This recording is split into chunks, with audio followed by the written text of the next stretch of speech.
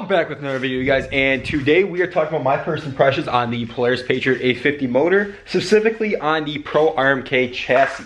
Alright, so about 2 weeks ago, about 2 weeks ago, I took this sled for its first ride up in the Upper Peninsula of Michigan, and that was my first ever taste of riding the 850 Patriot motor, and got a few things I want to talk about, give you guys my first impressions on this sled. So, yeah, that's what we're talking about today. I want to say, if you guys have been watching for a while, or this is your first video of mine you are seeing, and you guys enjoy this type of content, I invite you guys to go ahead and hit that subscribe button. Also, if you guys like today's video, drop a big old thumbs up on it. Don't like it just to like it. Like, if you actually like the video, like it. If you don't like the video, don't like it. Doesn't make sense. Anyway, let's get right into today's video.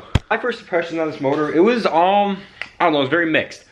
The throttle response, let's start there. The throttle response is incredible. This sled has amazing throttle response. You touch it and it goes. There's no hesitation. There's no like waiting for the throttle to kick in. Like riding at 600 over there, I know it's 600, this is 850, this is geared different, blah, blah, blah. Besides the fact that throttle response, you really got to get into it to get this sled to move. Whereas this, you could literally breathe on the throttle and it'll take off on you, which is really cool. So throttle response is incredible on this sled. And also, side note, the vibration is next to none compared to like the 13 Pro RMKs and the Pro Ride chassis. They really improved the vibration on these. Like even during warm up and idling, the skis don't rattle like on the old ones did. So that's pretty cool. So the vibration is improved and throttle response is absolutely incredible on the 850 motor. Power wise, at first I was not very impressed, to be honest. It bogs. It bogged a lot. Like, if I was from a dead stop and I put the throttle to the bar, it would rev up and completely bog out and would just, and it wouldn't go anywhere. It wouldn't do anything. So at first, I wasn't too impressed because it would bog out like crazy. And I mean, like, there was never a time from a dead stop or even like really slow. If I say I was like kind of rolling and I just hit it, it would just bog out instantly and it'd feel powerless. It had no power, which was not very impressive to me. I was kind of like, well, everything that everyone's saying about these sleds is they're like crazy powerful, will pick up the skis on command, wheelie machines, like you could wheelie them anywhere, and I just couldn't get that out of it. It was bogging out like crazy, and I just couldn't figure out why, and I was slightly disappointed, honestly, when it was bogging out like that. I can't lie, that was pretty disappointing for me. So, bogging like crazy, but what was weird is you were moving along and going, like say you're going down a trail and you're moving along, and you put it to the bar, it went, and I mean, it didn't just go, it went. Like the skis come up, ripping. Yeah, otherwise, like once it was starting to get more and more broken in, and the volume was getting less and less, it is powerful, and I mean, like, it goes. It's got plenty of power. I noticed way more power in this sled than I noticed in any of my other sleds I've ever owned before. So my impression of this motor is, if it doesn't bog, it's fucking incredible. It's crazy. Like, I've never ridden anything like this. I've had plenty of sleds in my past, and honestly, I was a little bit scared of this one once I got into it. And that says a lot for a motor to make me be scared. Let's talk about the handling. So with the new narrow front end, this sled is just extremely, extremely playful. Like the first thing I noticed when I got on this into some deeper snow is it does what you want it to do. It is a very rider-friendly sled. It reacts to every little movement of yours. Like if you lean a little bit to the right, sled's going to the right. You lean to the left, it goes to the left. It wants to do what you want it to do. It's a very like, it's just centered around you and how you want to ride it.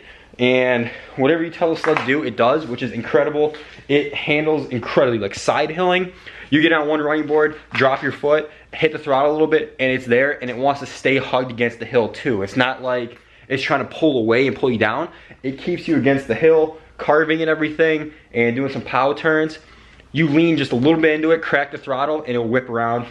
Super easy, incredible. I'm really impressed with the Axis chassis and also this new front end because it just does everything you want it to do and more. And I find that super impressive. Overall, it did an incredible job with the redoing the front end suspension, with the narrower ski stance and everything. It's very responsive, very playful, does what you want it to do. Combined with the extremely incredible throttle response and the power of the actual 850 motor, this thing is unstoppable. It's a beast. It's just everything. It's just a very rider-friendly sled, and that's what I like about it. Like, even if you don't know how to ride well and ride like Chris Baran, or like you don't know how to look like you know what you're doing, this sled can make you look like you know what you're doing. And that's what I like about it. It makes you look a lot better than you are. Well, the bogging on this got less and less, and eventually I found a way to actually almost eliminate all the bogging. I will make a video on that, talking about what I did to do that. I'm making a video talking about how I cleared up the bogging issue almost completely. So if you guys are having a similar issue to me, you guys might be able to fix it yourself also, just like I did. This is just kind of like a quick first impressions video, guys. I know it's not too long, it's nothing crazy exciting, but I want to give you guys my first impressions on that sled right there. So yeah, I wanted to film this outside, but it's like 30-mile-an-hour winds and like 0 degrees out. So yeah, we're not outside. The mic wouldn't be able to pick up what I'm saying. But I do want to film a full review talking about everything on the sled. And I want to do that outside. I think I'm going to do that tomorrow because it's going to be a little bit warmer and less winds. So I'll be filming a full review on this. And also how I fixed the bogging issue, because there's a couple things that went into that.